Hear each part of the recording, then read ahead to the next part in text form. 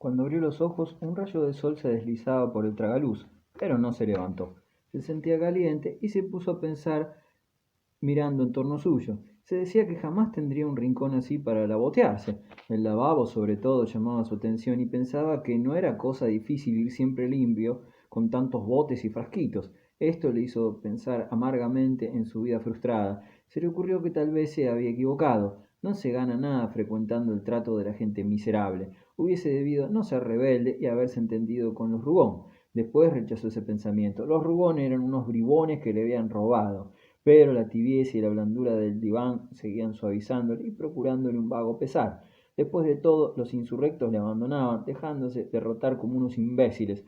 Acabó por decidir que la república era un engaño. Los Rubón tenían suerte, y rememoró sus maldades inútiles y su guerra sorda, en la cual nadie de la familia le había sostenido. Ni Arístides, ni el hermano de Silverio, ni el propio Silverio, que era un tonto entusiasmándose con los republicanos, y que no llegaría jamás a hacer nada. Ahora su mujer había muerto y sus hijos le habían abandonado. Reventaría solo, en un rincón, sin un ochavo, como un perro. No hay duda de que hubiese debido venderse a la reacción. Y mientras pensaba esto, dirigía miradas al lavabo, acometido por un fuerte deseo de ir a lavarse las manos con ciertos polvos de jabón contenidos en una caja de cristal.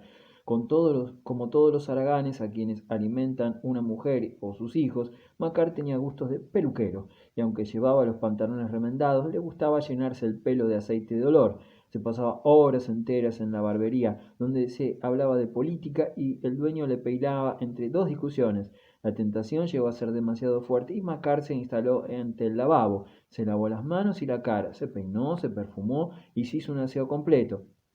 Utilizó todos los frascos, todos los jabones, todos los polvos, pero su goce mayor lo experimentó al secarse con las toallas del alcalde, unas toallas flexibles y gruesas. Hundió en ellas su rostro húmedo y aspiró con delicia todos los aromas de la riqueza. Después, una vez untado de pomada y cuando se sintió oler bien de la cabeza a los pies, volvió a tenderse en el diván, rejuvenecido, inclinado a las ideas conciliadoras. Experimentó un desprecio todavía mayor por la República, después de haber metido la nariz en los posmos del señor Garzonet. En su mente brotó la idea de que tal vez era a un tiempo de hacer las paces con su hermano, y calculó cuánto podría pedir por una traición. Seguía royéndole el corazón su rencor contra los Rubón, pero se encontraba en uno de esos momentos en que, acostado boca arriba y en silencio, se dice uno duras verdades y se riñe a sí mismo por no haberse procurado a costa de sus odios más caros un cómodo agujero donde revolcar sus cobardías físicas y espirituales al llegar la tarde. Antonio decidió hacer llamar a su hermano al día siguiente, pero cuando horas después vio entrar antes del amanecer a Felicitas, comprendió que lo necesitaban y se mantuvo alerta. La negociación, llevada con infinita habilidad, fue larga y artera. Comenzaron cambiando quejas vagas. Felicitas, sorprendida al encontrar a Antonio casi cortés, después de la escena grosera que hizo en su casa el domingo por la noche, se dirigió a él en un tono de suave reproche. Deploró los rencores que separaran a la familia, porque realmente había calumniado y perseguido a su hermano con un encarnizamiento que había llegado a poner al pobre Rubón fuera de sí. ¡Demonio! Es que mi hermano no se ha conducido jamás como un hermano conmigo, dijo Macar con una violencia contenida. ¿Ha acudido acaso en socorro mío? Me hubiese dejado reventar en mi cuchitril, cuando se ha portado bien conmigo, como en la época de los 200 francos que usted recuerda. Creo que no se me puede reprochar haber dicho nada malo contra él, pero por todas partes iba repitiendo que era un hombre de corazón, lo cual significaba claramente: si hubieseis continuado proporcionándome dinero, yo hubiese estado siempre encantado con vosotros y os hubiese ayudado en lugar de combatiros. La culpa es vuestra, debíais haberme comprado. Felicitas lo comprendió tan bien que contestó: sé que nos ha acusado usted de dureza, porque la gente cree que vivimos holgadamente, pero se equivocan, mi querido hermano. Somos unos pobres y no hemos podido nunca obrar con usted como nuestro corazón lo hubiese deseado. Dudó un instante y continuó: en rigor, tratándose de una circunstancia grave, podríamos hacer un sacrificio, pero realmente somos tan pobres, tan pobres. Macar aguzó el oído. Ya los tengo, pensó, y entonces, sin aparentar que había oído el ofrecimiento indirecto de su cuñada, expuso su miseria con voz doliente. Refirió la muerte de su mujer y la huida de sus hijos. Felicita, por su parte, habló de la crisis que atravesaba el país, afirmando que la República había terminado de arruinarlos. De una cosa en otra terminó maldiciendo una época que obligaba al hermano a aprisionar al hermano. ¿Cómo sangraría su corazón si la justicia no quería soltar su presa? Y soltó la palabra galeras. Lo que es esto, les desafío a que lo hagan ustedes, dijo tranquilamente Macar. Pero ella protestó. Antes rescataría yo mismo con mi propia sangre el honor de la familia. Lo que le estoy diciendo es para demostrarle que no le abandonamos. Vengo a proporcionarle los medios de huir, mi querido Antonio. Se miraron por un instante a los ojos, sondeándose con la mirada antes de entablar la lucha. ¿Sin condiciones?, preguntó él al fin. Sin ninguna condición, respondió ella. Se sentó a su lado en el diván y prosiguió con voz decidida. E incluso si antes de pasar la frontera quiere usted ganarse un billete de 1000 francos, puedo proporcionarle los medios. Hubo un nuevo silencio y Antonio, que parecía haber estado reflexionando, murmuró: si el asunto es limpio, tenga usted entendido que yo no quiero intervenir en sus enredos. No hay ningún enredo, repuso Felicita sonriendo ante los escrúpulos del viejo bribón. Nada más sencillo. Ahora mismo va usted a salir de este encierro. Irá usted a esconderse a casa de su madre y esta noche reúne a sus amigos y viene a recuperar el ayuntamiento. Macar no pudo ocultar una profunda sorpresa. No comprendía nada. Yo creía que habían ustedes triunfado, dijo. Ah, no tengo tiempo de ponerle usted al corriente, respondió la anciana con cierta impaciencia. Dígame si acepta o no. Pues no, no acepto. Quiero reflexionar. Bien tonto sería si por 1000 francos perdiese quizás una fortuna. Felicita se levantó y dijo con frialdad: haga usted lo que quiera, realmente no tiene conciencia de su verdadera situación. Ha venido usted a mi casa para tratarme de vieja bribona, y cuando yo tengo la bondad de tenderle una mano para sacarle de la trampa donde ha cometido la estupidez de caer, hace usted dengues y se empeña en no ser salvado. Pues bien, quédese usted aquí hasta que las autoridades vengan a recogerle. Yo me lavo las manos. Terminó de decir esto cerca ya de la puerta. El otro imploró: pero deme alguna explicación. Yo no puedo concluir un trato con usted a ciegas. Hace 2 días que ignoro lo que ocurre. ¿Sé yo acaso si trata usted de robarme o no? Es usted un necio, contestó Felicitas, a quien este grito del corazón lanzado por Antonio hizo volver junto al diván. Hace muy mal no poniéndose ciegamente a nuestro lado. 1000 francos es una bonita cantidad que no se arriesga más que por una causa ganada. Le aconsejo que acepte. Él seguía dudando. Pero cuando vengamos a tomar el ayuntamiento, ¿se nos va a dejar entrar tranquilamente? Eso no lo sé, respondió ella con una sonrisa. Tal vez haya tiroteo. Macar la miró fijamente y le dijo con voz ronca: óigame, señora mía, ¿es que tiene usted la intención de hacer que me metan una bala en la cesera? Felicita se enrojeció. Estaba pensando precisamente que una bala disparada durante el ataque al ayuntamiento les haría en efecto un gran servicio librándoles de Antonio. Serían 1000 francos que ganarían. Por eso mismo mostróse enfadada y murmuró: ¡qué ocurrencia! Es una atrocidad que piense usted cosas así. Y calmándose súbitamente le preguntó: ¿acepta? Me parece que ya he comprendido, ¿no es cierto? Macar había comprendido ciertamente. Se le proponía una emboscada, de la cual no se le alcanzaban ni las razones ni las consecuencias, y esto fue lo que le decidió a regatear. Después de haber hablado de la República como un amante a la cual con gran desesperación suya había dejado de querer, expuso los riesgos que iba a correr y acabó por pedir 2000 francos. Pero Felicita se mantuvo firme y discutieron hasta que ésta le prometió procurarle, a su regreso a Francia, una colocación en la que no tuviese que hacer nada y que le produjera buenas ganancias. Entonces quedó cerrado el trato. Le hizo ponerse el uniforme de guardia nacional que había llevado y le dijo que se marchase tranquilamente a casa de tía Didie y que a eso de la medianoche trajese consigo a la plaza del ayuntamiento a todos los republicanos que encontrase, afirmándoles que el edificio estaba vacío y que bastaba con empujar la puerta para apoderarse de él.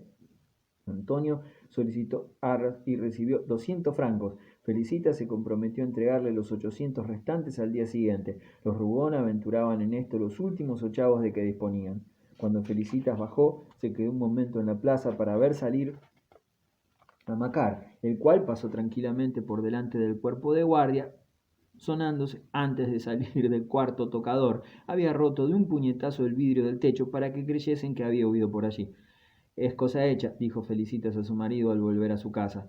Va a ser a medianoche. A mí no me remuerde la conciencia. Me gustaría verlos a todos fusilados. Acuérdate cómo nos trataban ayer en la calle. Eras demasiado buena cuando todavía dudabas, respondió Pedro, que se estaba afeitando. En nuestro lugar todo el mundo haría como nosotros. Aquella mañana, era un miércoles, cuidó particularmente su tocado. Su mujer le peinó y le hizo el nudo de la corbata, dándole vueltas entre sus manos para acicalarle, como a un niño que va al reparto de premios del colegio. Una vez arreglado, lo contempló y declaró que estaba muy bien y que haría muy buena figura en medio de los graves acontecimientos que se preparaban. En efecto, en su grueso rostro pálido había una gran dignidad y un aire de terquedad heroica. Felicitas le acompañó hasta el primer piso, haciéndole sus últimas recomendaciones. No debía cejar en su actitud valerosa. Cualquiera que fuese el pánico, tenía que mandar cerrar las puertas más herméticamente que nunca, para dejar que la ciudad agonizase de terror dentro de sus murallas, y sería cosa excelente que él fuese el único que quisiese morir por la causa del orden.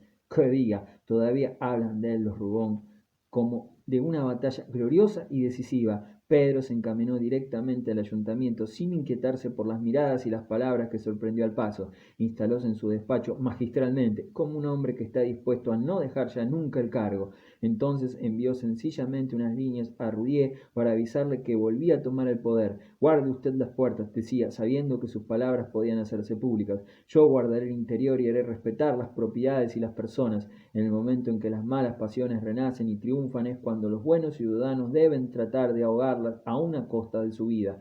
El estilo y las faltas de ortografía hacían más heroica esta esquela de un laconismo clásico. Ni uno solo de los señores de la comisión provisional se presentó. Los dos últimos fieles, uno de ellos el propio Granot, se quedaron prudentemente en sus casas. De la comisión, cuyos miembros habían ido desapareciendo a medida que el pánico arreciaba, solo quedaba en su puesto Rougon, en su sillón de presidente. Ni siquiera se dignó enviar una orden de convocatoria, él solo, y ya era bastante. Sublime espectáculo que un periódico de la localidad iba a definir más tarde con una frase: el valor dándole la mano al deber. Durante toda la mañana llenó Pedro el ayuntamiento con sus idas y venidas. Estaba absolutamente solo en aquel gran edificio vacío, en cuyas elevadas salas resonaban con prolongado eco el ruido de sus tacones. Todas las puertas estaban abiertas, y él paseaba por aquel desierto su presidencia sin consejo, con un aire tan convencido de su misión que el conserje, que se lo encontró 2 o 3 veces en los pasillos, le saludó con aire sorprendido y respetuoso. Pudo vérsele detrás de cada ventana, y no obstante el frío, que era muy vivo, apareció repetidas veces en el balcón, con legajos en las manos, como un hombre atareado que espera mensajes importantes. A mediodía recorrió la ciudad y visitó los puestos, hablando de un ataque posible y dando a entender que los insurrectos no estaban lejos, pero decía que contaba con el arrojo de los valientes guardias nacionales, que debían hacerse matar si era preciso, hasta el último, en defensa de la buena causa. Cuando volvió de aquella gira lentamente, gravemente, con el continente de un héroe que ha puesto en orden los asuntos de su patria y que no espera más que la muerte, pudo comprobar un verdadero estupor a su paso. Los paseantes de la avenida, los pequeños propietarios incorregibles a quienes ninguna catástrofe hubiese impedido ir a embobarse al sol a determinadas horas, le miraban pasar con gesto de asombro, como si no lo reconocieran y no pudiesen creer que uno de los suyos, un ex comerciante de aceite, tuviese el valor de enfrentarse con todo un ejército. La ansiedad de la gente había llegado al colmo. De un momento a otro se esperaba la partida de insurrectos. El rumor de la evasión de Macquart se comentó de una manera aterradora. Se afirmaba que había sido libertado por sus amigos los rojos y que esperaba que llegase la noche, escondido en cualquier rincón, para arrojarse sobre los habitantes y prender fuego a la ciudad por sus 4 costados. Plassans, encerrado y enloquecido, devorándose a sí mismo en su prisión de murallas, no sabía ya qué inventar para acrecentar su miedo. Ante la decidida actitud de Rougon, los republicanos tuvieron breves momentos de desconfianza. En cuanto a la ciudad nueva, a los abogados y a los comerciantes retirados, que la víspera declamaban contra el Salón Amarillo, quedaron tan sorprendidos que no se atrevieron ya a atacar abiertamente a un hombre de tal valor. Se contentaron con decir que era una locura desafiar de aquel modo a unos insurrectos triunfantes, y que su heroísmo inútil iba a traer sobre Plassans las mayores desgracias. Después, a eso de las 3 de la tarde, organizaron una diputación. Pedro, que ardía en deseos de exhibir su espíritu de sacrificio ante sus ciudadanos, no se había atrevido a contar con tan buena ocasión. Pronunció palabras sublimes. El presidente de la comisión provisional recibió a la diputación de la Ciudad Nueva en el despacho del alcalde. Aquellos señores, después de haber rendido homenaje a su patriotismo, le suplicaron que no pensasen resistir. Pero él, con una voz sonora, habló del deber, de la patria, del orden, de la libertad y de otras muchas cosas. Por lo demás, no obligaba a nadie a imitarle. Cumplía simplemente con lo que su conciencia y su corazón le dictaban. Ya lo ven ustedes, señores, estoy solo, dijo al terminar. Quiero tomar sobre mí toda la responsabilidad para que nadie más que yo se comprometa, y si es necesaria una víctima, me ofrezco con gusto, deseando que el sacrificio de mi vida sirva para salvar la de mis convecinos.